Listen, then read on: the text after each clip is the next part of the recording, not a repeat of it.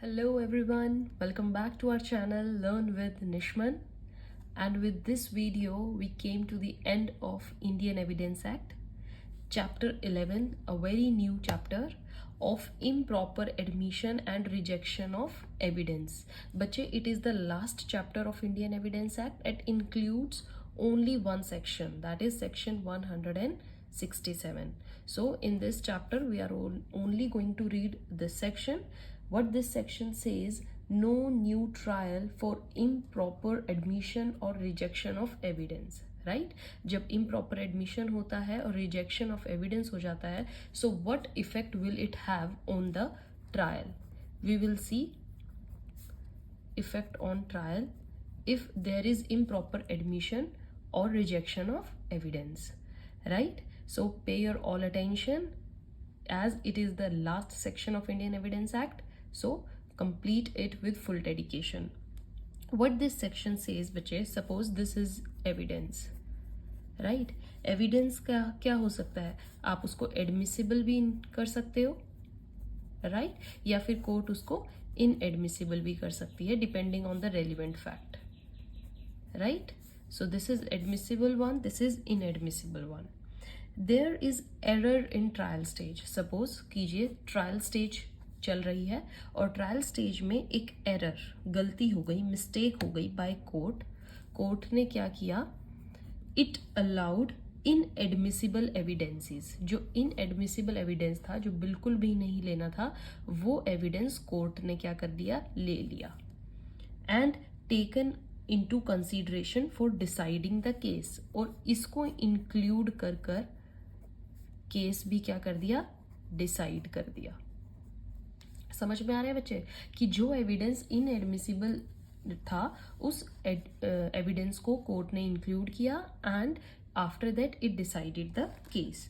और there is another thing, जो admissible evidence था उसको लिया ही नहीं and then it decided the case. So it's a vice versa. The thing which has to be taken, it rejected it, and the thing which is not to be taken, it included that. जिससे क्या हुआ? Case decide हो गया. अब जो party है, right, the party appellate court में इसका क्या करती है? अपील करती है. दे थॉट कि जो एविडेंसेस थे, शायद उनसे जो डिसीजन आया है वो इफेक्ट हुआ है, उससे ही चेंज हुआ है. What they did, appellate court में इसको डालते हैं. Then appellate court will not set aside this judgment. जो वो जजमेंट आई है, एपिलेट कोर्ट क्या करती है? एकदम से उस जजमेंट को रिजेक्ट नहीं करती है, सेट असाइड नहीं करती है. राइट बच्चे? पर से merely on this ground that the important thing is not taken, right? Appellate court will क्या करेगी? Will examine if inadmissible evidence is removed, then what will judgment affected? How will it affected, right? Judgment पर क्या effect पड़ेगा? Will it change or not? Right. So appellate court एकदम से judgement को set aside नहीं करती है. Appellate court के ऊपर एक बर्डन होता है, एक ड्यूटी होती है that first they have to examine the judgment properly and they will see कि जो इनएडमिसिबल एविडेंसेस थे उनका इफेक्ट जजमेंट पर कितना है. बाय चांस अगर हम उनको हटा दें, क्या जजमेंट चेंज होगी? या फिर एडमिसिबल एविडेंस को अगर हम इंक्लूड करें, क्या उससे जजमेंट पर इफेक्ट पड़ेगा? अगर आपको लगता है, मतलब एपिलेट कोर्ट को लगता है कि जजमेंट पर बहुत इफेक्ट पड़ा है and yes judgment will be changed after that, will completely change, then only it will set aside. If judgment would change, it will set aside that, and if it affects the merits of judgment, obviously. So this is the scenario if there is improper admission or rejection of evidence. समझ में आया बच्चे? So I'll explain it again. If at the appellate stage it is proved that some inadmissible evidences has been allowed, right, or vice versa, admissible evidences was disallowed, this appellate court will not, by chance ये appellate court है, ये क्या करेगी? will not set aside the judgment, rather it will examine. समझ में आया process बच्चे?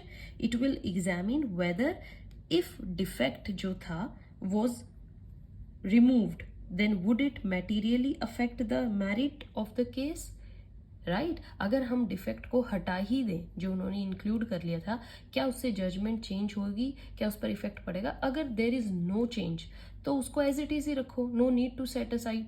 And similarly अगर एडमिसिबल एविडेंस जो नहीं लिया है, अगर उसको लेने से जजमेंट चेंज हो रही है, केस मेरिट अफेक्ट हो रहा है, तो जो एपिलेट कोर्ट है उसको सेट असाइड करेगी एंड देन इट विल क्या करेगी? If your answer is like yes it affects, judgment will be set aside and then fresh trial will begin,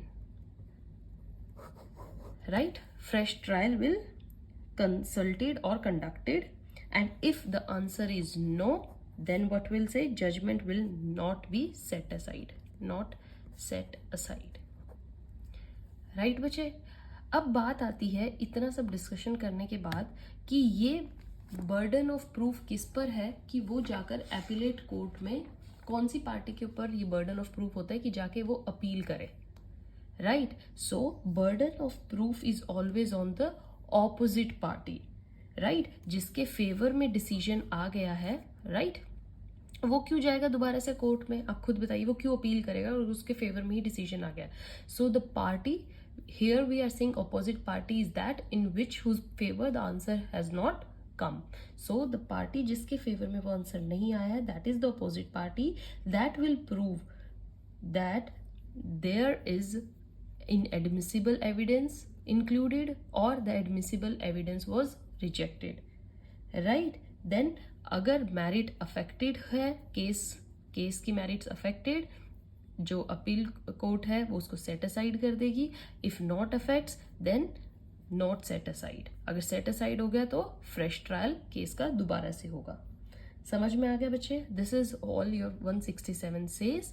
तो एकदम से कोई भी जजमेंट होती है वो सेट असाइड नहीं होती है, प्रॉपर एग्जामिनेशन किया जाता है। And with this we have completed our Indian evidence act, we have completed the major sections.